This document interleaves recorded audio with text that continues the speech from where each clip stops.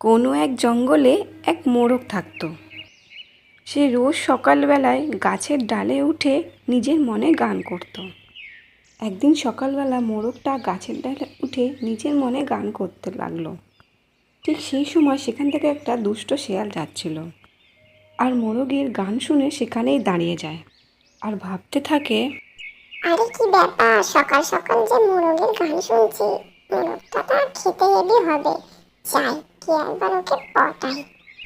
এই বলে সে ওই মোরগের কাছে যায় আর মোরগকে বলে, জানো তো মোরগ মশাই, আমাদের জঙ্গলের সব পশু পাখিরা এই ঠিক করা হয়েছে যে আমরা এবার থেকে সবাই মিলেমিশে থাকবো, আর কেউ কারোর সাথে ঝগড়াঝাটি কিছু করব না।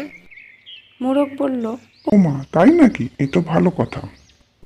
আচ্ছা তাহলে ঠিক আছে, তুমি নিচে চলে এসো, আমরা তাহলে গলায় মিলে নিই। এই কথা শুনে মোরগ কিছুক্ষণ চুপ থাকলো আর জঙ্গলের রাস্তার এদিক ওদিক দেখতে থাকলো। তখন শিয়াল বলল, তুমি রাস্তার এদিক ওদিক কি দেখছো? নিচে নেমে আসো, একটু গলায় মিলি। তখন মোরগ বলল, দেখছি জঙ্গলের শিকারি কুকুরগুলো এদিক ওদিক ছুটোছুটি করছে। ওরা মনে হয় আমারই মতো এইসবই ব্যাপারটা জানলো যে সবাইকে এবার থেকে মিলেমিশে থাকতে হবে। তা শিকারি কুকুরগুলো এদিকেই ধেয়ে আসছে। এদিকে আসুক, তারপর সবাই একসাথে গলায় মিলবো। এই কথাটা শুনে শিয়াল খুব ভয় পেয়ে যায়।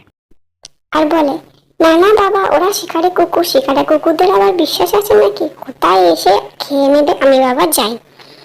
এই বলে শিয়ালটা সেখান থেকে চলে গেল আর মোরগটা আবার নিজের মনে গান করতে থাকলো। তো বন্ধুরা, আজকের মোরাল, দুষ্ট লোকের মিষ্টি কথায় কখনো গলতে নেই।